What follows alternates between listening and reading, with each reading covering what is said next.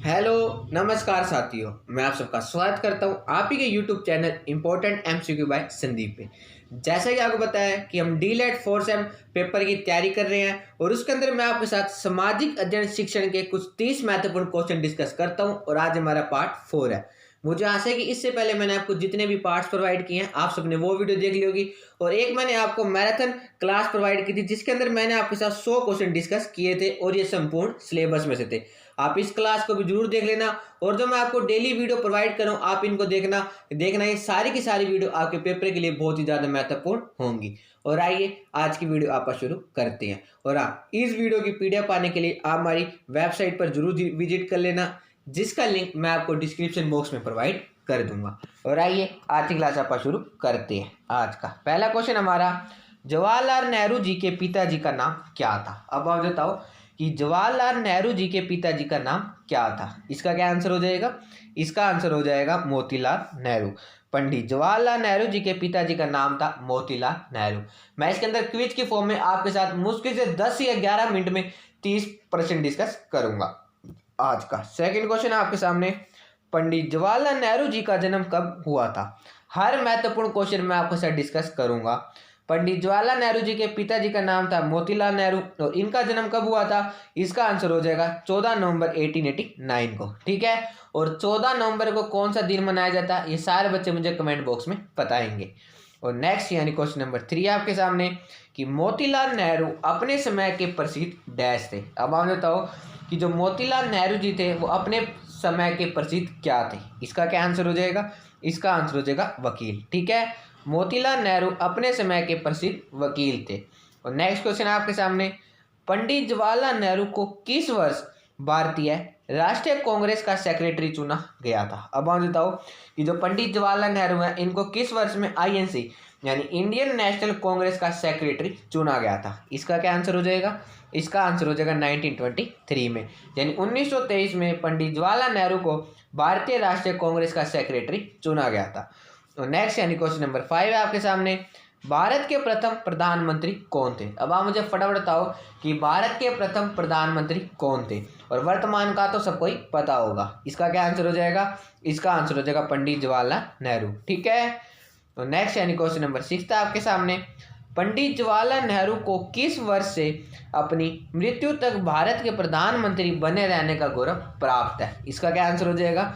इसका आंसर हो जाएगा 15 अगस्त 1947। ठीक है, पंडित जवाहरलाल नेहरू 15 अगस्त 1947 से भारत के प्रधानमंत्री बन गए थे। और नेक्स्ट क्वेश्चन आपके सामने, बच्चे पंडित जवाहरलाल नेहरू को किस नाम से पुकारते थे। इनका एक उपनाम लगा लो, या पूछा जाता है कि बच्चे पंडित जवाहरलाल नेहरू को किस प्रिय नाम से पुकारते थे। इसका क्या आंसर हो जाएगा? इसका आंसर हो जाएगा चाचा नेहरू। ठीक है, पेपर में ऐसे पूछ सकते हैं कि चाचा नेहरू किसको कहते हैं, वो पंडित जवाहरलाल नेहरू जी को कहते हैं और पंडित जवाहरलाल नेहरू जी का उपनाम क्या है, वो है चाचा नेहरू। ठीक है, और नेक्स्ट यानी क्वेश्चन नंबर 8 था आपके सामने, पंडित जवाहरलाल नेहरू की मृत्यु किस वर्ष हुई थी। अब आप बताओ कि जो हमारे पंडित जवाहरलाल नेहरू जी हैं इनकी मृत्यु किस वर्ष हुई थी। इसका क्या आंसर हो जाएगा? इसका आंसर हो जाएगा 27 मई 1964 को। ठीक है, जो जो महत्वपूर्ण क्वेश्चन आपके पेपर में बन सकते हैं वो सारे मैं आपके साथ वन लाइनर की फॉर्म में डिस्कस करूंगा। आपने कोई भी चिंता नहीं करनी है, बस आप इन वीडियो को ज़्यादा से ज़्यादा अपने दोस्त का शेयर करो ताकि और बच्चे हमसे जुड़ सके। अगर अभी भी किसी ने चैनल को सब्सक्राइब नहीं किया तो आप इस चैनल को सब्सक्राइब कर लेना, साथ में बेल आइकन जरूर दबाना जिससे आने वाली हर वीडियो का नोटिफिकेशन आपको मिल सके। और नेक्स्ट क्वेश्चन आपके सामने दोस्तों कि भारत के वृत्त पितामह यानी grand old man of India के रूप में कौन विख्यात है। यानी हमें बताओ कि भारत के grand old man of India किसे कहा जाता है। इसका क्या आंसर हो जाएगा? इसका आंसर हो जाएगा दादा भाई नौरोजी। ठीक है, आप देखो इसको ऐसा भी याद रख सकते हो, दादा आ गया, दादा तो बड़े होते हैं यानी ग्रैंड ओल्ड मैन होते हैं, तो आ जाएगा grand old man of India कौन है, वो है दादा भाई नौरोजी। फाइन, कुछ क्वेश्चन आप ऐसे ट्रिक बना के याद रख लेना, आपको हमेशा के लिए याद हो जाएंगे। नेक्स्ट क्वेश्चन आपके सामने, दादा भाई नौरोजी का जन्म कब बम्बई में हुआ था। इनका जन्म कहाँ हुआ था? इनका जन्म बम्बई में हुआ था। और इनका जन्म कब हुआ था? इसका आंसर हो जाएगा 4 सितंबर 1825 को दादा भाई नौरोजी का जन्म हुआ था। और नेक्स्ट यानी क्वेश्चन नंबर 12 है आपके सामने, बम्बई एसोसिएशन की स्थापना किसने की थी। अब आप बताओ इस एसोसिएशन की स्थापना किसके द्वारा की गई थी। इसका क्या आंसर हो जाएगा? इसका आंसर हो जाएगा दादा भाई नौरोजी। इससे आपको ये भी याद हो जाएगा इनका जन्म बम्बई में हुआ था। और नेक्स्ट यानी क्वेश्चन नंबर 13 था आपके सामने, दादा भाई नौरोजी ने बम्बई एसोसिएशन की स्थापना किस वर्ष की थी? अब आप मुझे वर्ष बताओ कि इन्होंने इस एसोसिएशन की स्थापना किस वर्ष यानी ईयर्स में की थी। इसका क्या आंसर हो जाएगा? इसका आंसर हो जाएगा 1853 यानी 1853 में दादा भाई नौरोजी ने बम्बई एसोसिएशन की स्थापना की थी।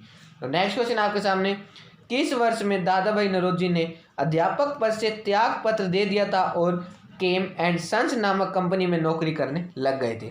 दादा भाई नौरोजी वैसे क्या थे? एक अध्यापक थे और उन्होंने ऐसा किस वर्ष किया था? इसका आंसर हो जाएगा कि 1856 में यानी 1856 में। और इसके साथ साथ आपने ये भी याद रखना है कि इन्होंने किस कंपनी में नौकरी करने लग गए थे? इसका आंसर है केम एंड सन्स। फाइन।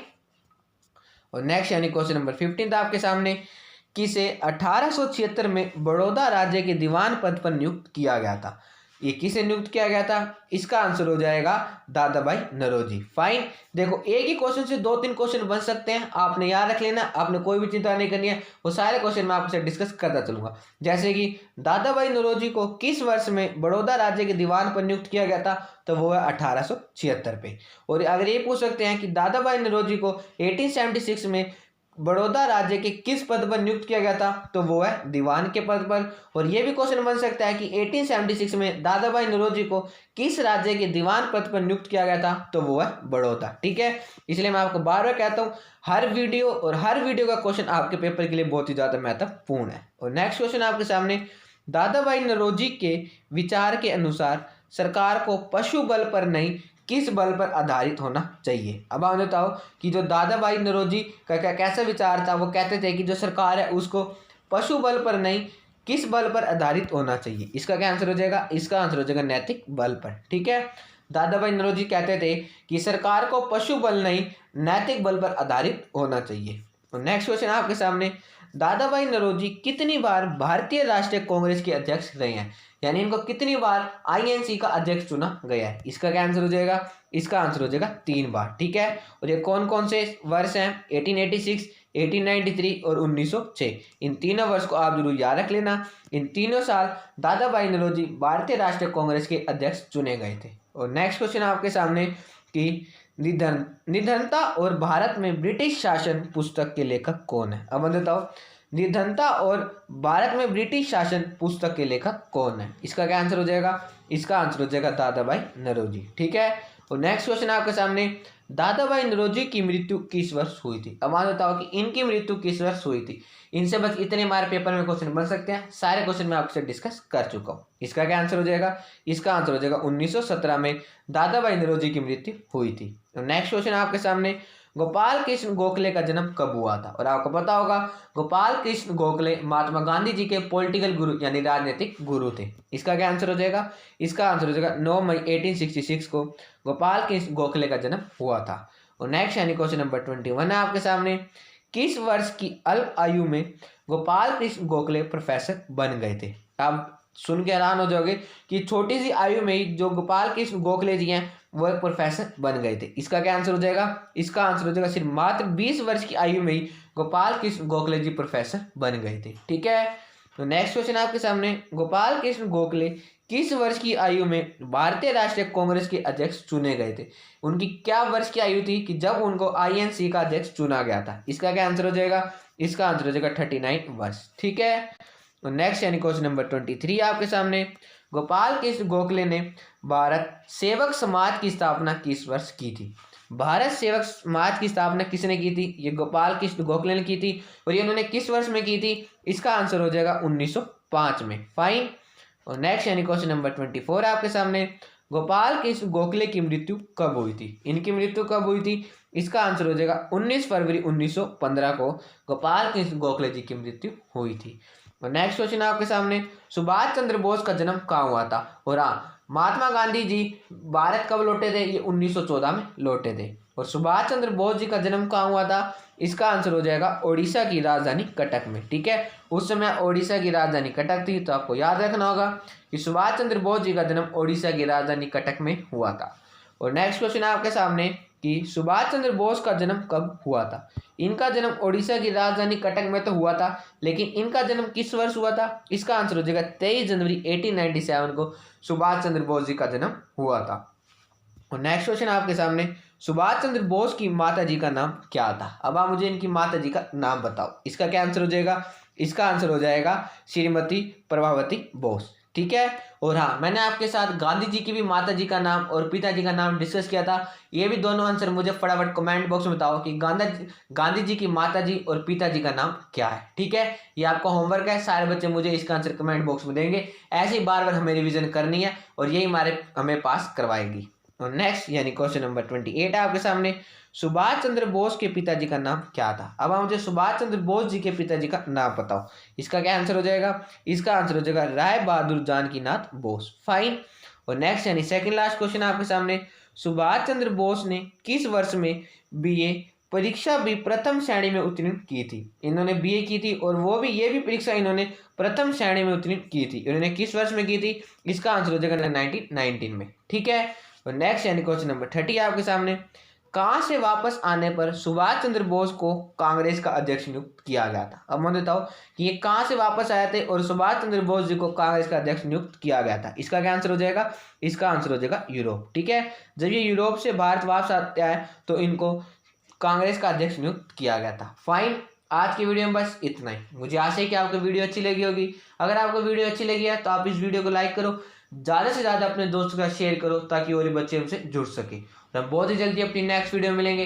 जय हिंद, जय Bharat. Thank you and have a nice day.